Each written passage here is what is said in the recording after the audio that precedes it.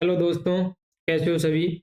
जैसा कि अपना जो सोइल साइंस का फंडामेंटल बैच अपन ने स्टार्ट किया है, तो उसके 5 तक लेक्चर कंप्लीट हो गए हैं। आज अपन 6 नंबर के लेक्चर की बात करने वाले हैं। और इस आज के जो लेक्चर में अपन बात करने जा रहे हैं, उसके जो सोइल है, सोइल फॉर्मिंग रोग्स है, मतलब कौन कौन सी रोग्स हैं जिससे सोइल फॉर्मेशन होता है, उन रोग का कैसे फॉर्मेशन होता है, उनकी प्रोसेस क्या होती है फॉर्मेशन की, उसके बारे में आज अपन बात करेंगे। क्योंकि अपने को क्या है, सोइल का फॉर्मेशन करना है, तो सोइल का फॉर्मेशन करने से पहले हम बेसिक आइडिया किसका देख लिया था, रॉक्स का अपन ने देख लिया था, और मिनरल्स का देख लिया था। तो उसके साथ अपन ये और देखेंगे कि रॉक्स का फॉर्मेशन होता कैसे है, क्योंकि आपको यदि अच्छा आइडिया लग जाएगा कि रॉक्स का फॉर्मेशन किस प्रोसेस से होता है, तो बाद में आपको जो रॉक्स का वेदरिंग होगा, वेदरिंग से जो सोइल का फॉर्मेशन होगा, तो उसको समझने में भी आपको हेल्पफुल होगा। इसलिए अपने ये टॉपिक इसमें मैंने ऐड किए हैं। तो उसी बीच जैसा कि आपको सभी को पता है, आज नेशनल यूथ डे है, तो उसी बीच अपन बात करते हैं एक छोटा सा इसके बारे में। जैसा कि हमारे जो स्वामी विवेकानंद है, वो बोलते हैं कि take risk in your life, if you win you may lead, if you loss you may guide.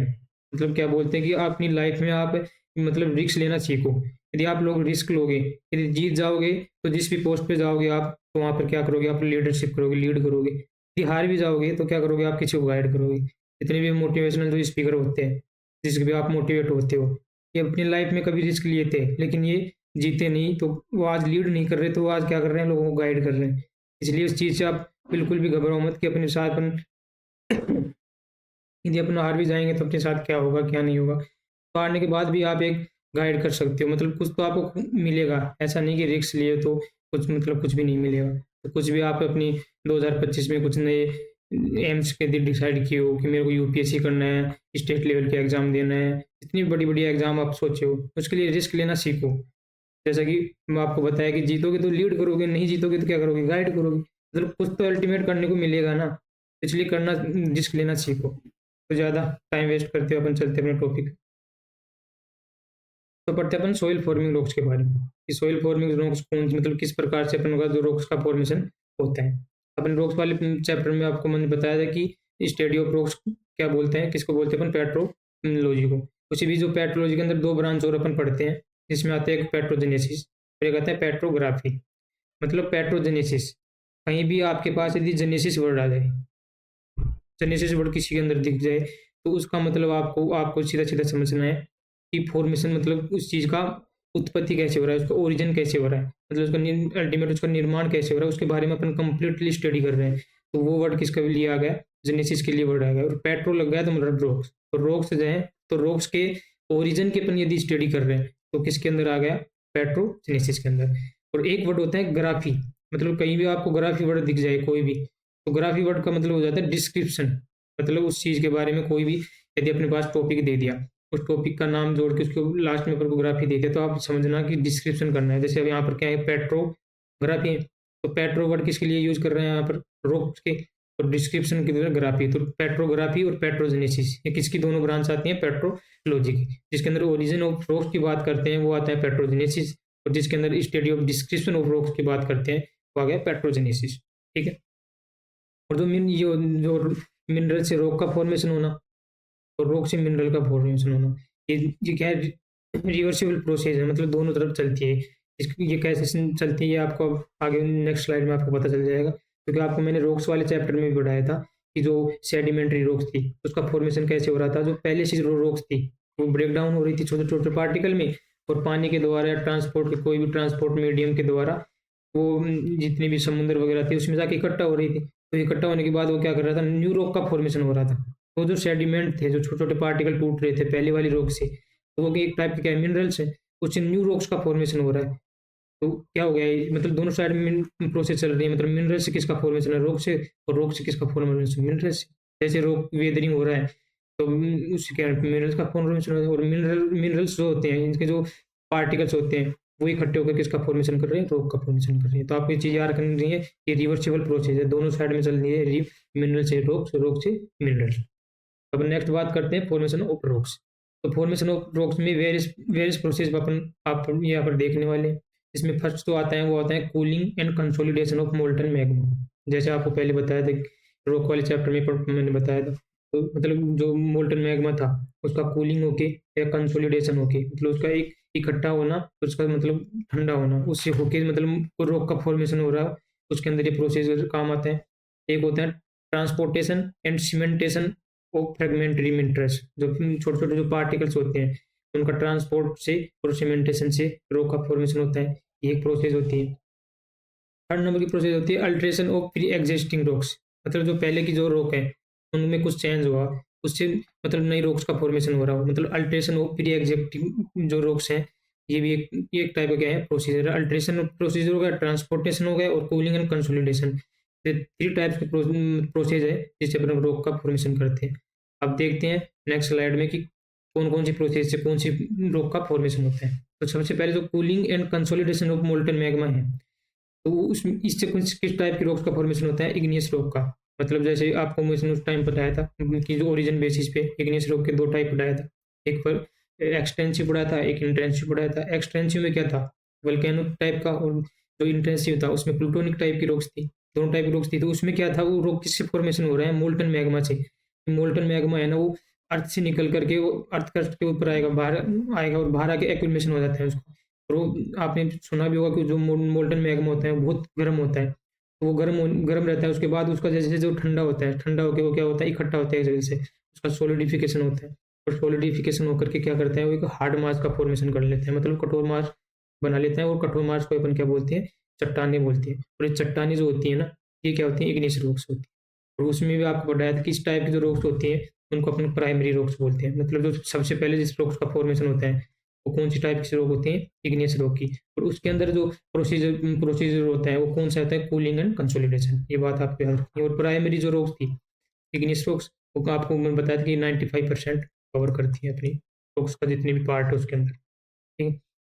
Next आता है transportation and cementation of fragmentary material, मतलब जो छोटे छोटे मतलब रॉक्स होती हैं, उस रॉक से कुछ पार्ट टूटते हैं, टूट करके वो ट्रांसपोर्टेशन के द्वारा, मतलब किसी भी चीज मीडियम, कोई भी मीडियम प्रोवाइड होता है, वो पार्टिकल एक जगह से दूसरी जगह जाते हैं, और दूसरी जगह जाके वहां पर क्या है, डिपोजिट हो जाते हैं। डिपोजिट होते हैं लेयर वाइज, जैसे आपको मैंने लास्ट क्लास में बताया था कि कोई भी पार्टिकल है, ये कैसे इग्नियस रॉक्स है, ठीक है, इसके इसके जो फ्रेगमेंट्स है तो टूट गए, बारिश वगैरह से, विंड वगैरह से, ग्रेविटी से, यहाँ पर आए, यहाँ पर आकर एक अलग अलग मीडियम से, वाटर वगैरह से इसके अंदर गए, समुद्र के अंदर गए, सी के अंदर गए, और यहाँ जाके क्या क्या क्या क्या धीरे धीरे जाके इकट्ठे होकर के क्या हो गया, यहाँ पर मतलब डिपॉजिट होकर मतलब एक हार्ड स्ट्रक्चर फॉर्म करते हैं। उसी को अपन क्या, वही बाद में जाके किसको फॉर्म कर लेती है, रॉक।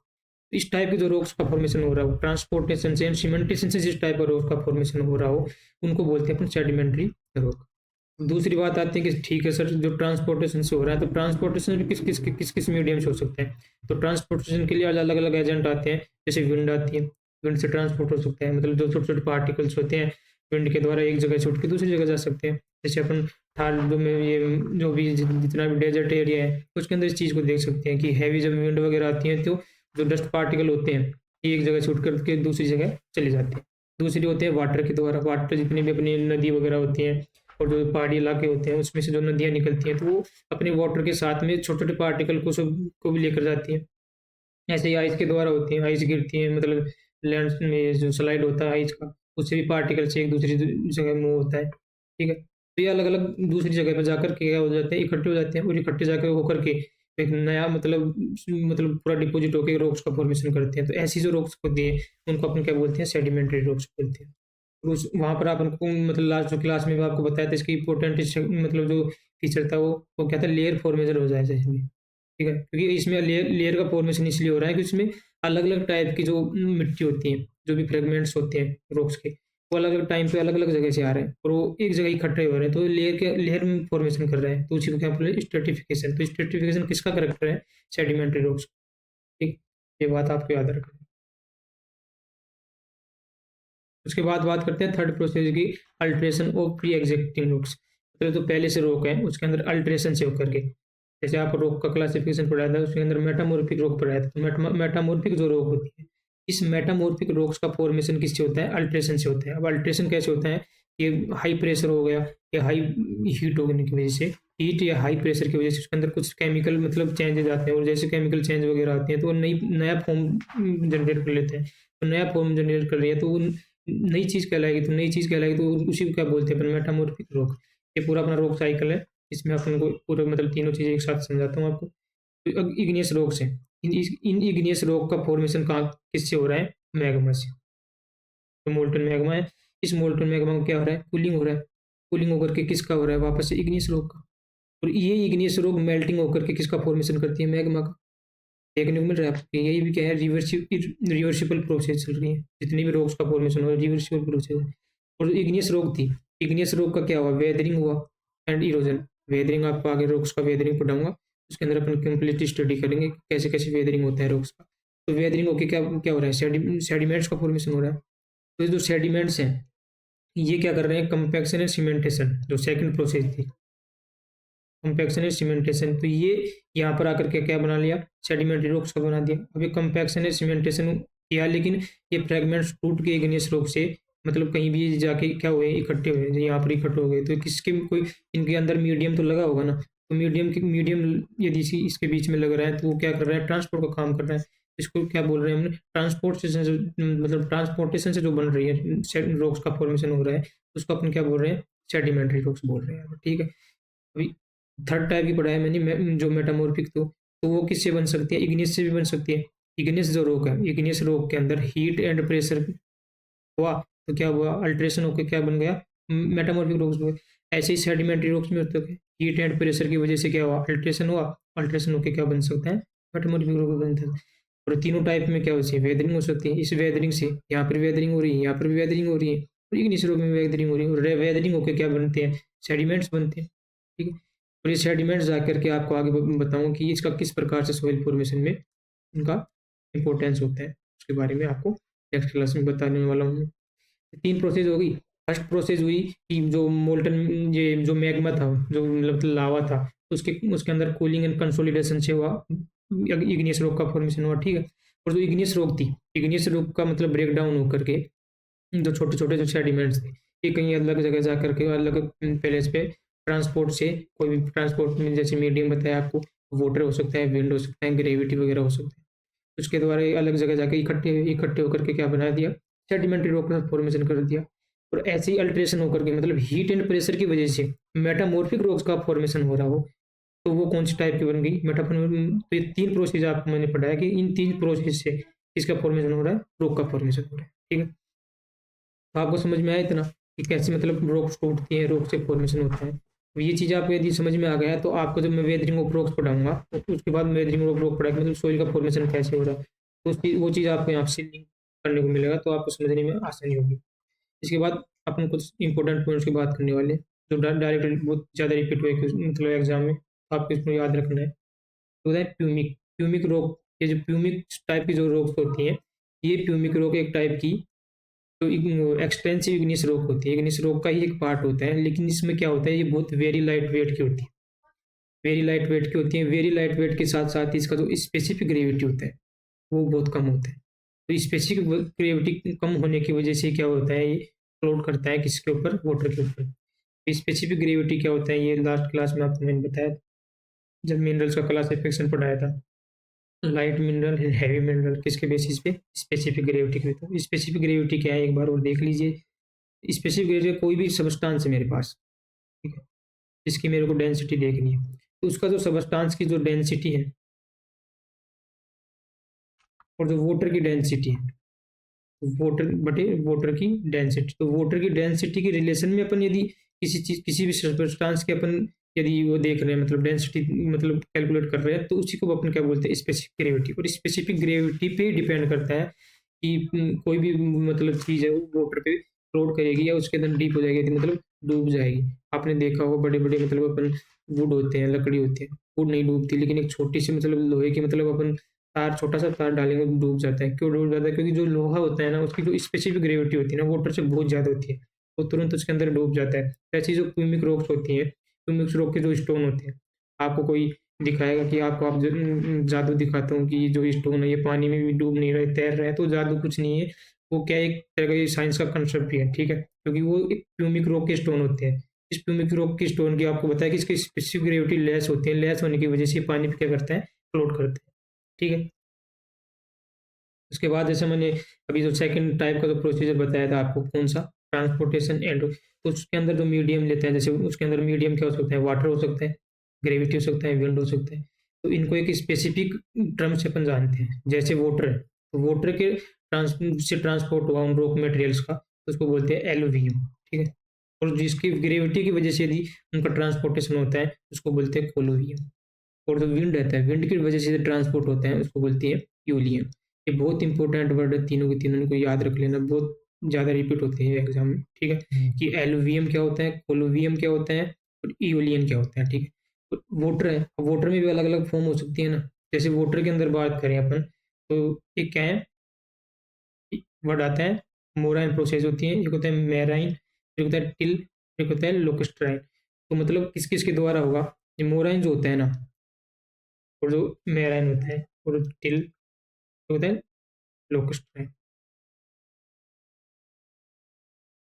तो ये जो होता है मैराइन, मैराइन जैसे आप लोग पढ़े होंगे कि जो अपने वो जो सी का सी वाटर होता है, तो सी वाटर को अपन क्या बोलते हैं, सी को अपन एक तरफ से मैराइन के नाम से जानते हैं, मैराइन के नाम से जानते हैं। तो जो सी की वजह से जो मतलब ट्रांसपोर्ट हो रहा हो, सी वाटर की वजह से ट्रांसपोर्ट हो रहा हो, मतलब जो फ्रेगमेंट है रॉक्स के, उसको क्या बोलते हैं अपन, मैराइन।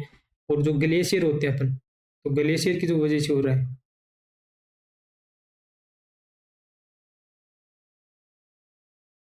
ग्लेशियर की वजह से जो हो रहा है, उनको बोलते हैं मोराइन। मेराइन, मोराइन, और एक टिल। टिल जो होता है आइस की वजह से, मतलब जो आइस की वजह से हो रहा है, उसको बोलते हैं टिल। और लोकेस्ट्राइन मतलब लेक, जो झील होती है, झील तालाब होते हैं, उनकी वजह से, लेक की वजह से जो हो रहा है, उसको बोलते हैं लोकेस्टाराइन। तो ये आप पढ़ याद रख लेना, डायरेक्ट मतलब क्वेश्चन इससे पूछ लेते हैं कि मतलब किस मतलब ग्लेशियर से यदि ट्रांसपोर्ट हो रहा है, तो उस प्रोसेस को या उस टर्म्स को अपन कौन से मतलब यूज करते हैं, तो ये आपको डायरेक्ट वहाँ पर पूछेगा, टिल है, लोकेस्टाराइन है, मोराइन है। एक होता है एलुवियम, ओलुवियम, और एओलियम। कोई भी अच्छा क्वेश्चन यदि बनता है आपको यहाँ से, तो ये क्वेश्चन यहाँ पर जरूर आपको पूछा जाएगा। ठीक है। तो इसी के साथ अपना जो लेक्चर नंबर 6 है वो कंप्लीट होता है। लेक्चर नंबर 7 के अंदर जो वेदरिंग ऑफ रॉक्स होती हैं, बहुत इंपॉर्टेंट टॉपिक होने वाला है अपना आगे वाला, तो उसको आप अपने नेक्स्ट वीक में देखेंगे। इससे पहले आपने यदि कोई नया अभी फर्स्ट टाइम यदि वीडियो देख रहे हैं, तो हमारे पीछे वाली कंप्लीट वीडियो देख लेना। आपको एक एक इन्फॉर्मेशन बिल्कुल सिस्टमेटिक तरीके से बताई जा रही है। और कोई भी कैसा भी एग्जाम हो, उसमें इस सोइल साइंस का अपन जो फंडामेंटल बैच है, इससे बाहर क्वेश्चन आपको नहीं आएगा। 95% मैं दावे के साथ आपको बोल सकता हूँ कि क्वेश्चन यहाँ से ही आएंगे आपको। लास्ट टाइम कोई भी एग्जाम होगा, तो उसका एनालाइज भी आप करवा दूंगा कि जो स्लाइड पे एक एक चीज़ जो आपको बताई जा रही है, वो बिल्कुल अच्छे से आपको इन्फॉर्मेटिव तरीके से दी हुई है। तो आपको एक एक लाइन को याद करना है, इसके अंदर इतना फंडामेंटल यदि आप पढ़ लोगे, तो एग्रीकल्चर से रिलेटेड कोई भी एग्जाम होगा, उसमें आपके क्वेश्चन अच्छे से हो जाएंगे। ठीक है। और बाकी कुछ भी आपको यदि क्यूरी हो, कुछ भी प्रॉब्लम्स हो, आप कमेंट्स में डाल सकते हो, आपको उस चीज़ का सोल्यूशन दे दिया जाएगा। ठीक है। मिलते हैं नेक्स्ट वीडियो में। जय हिंद।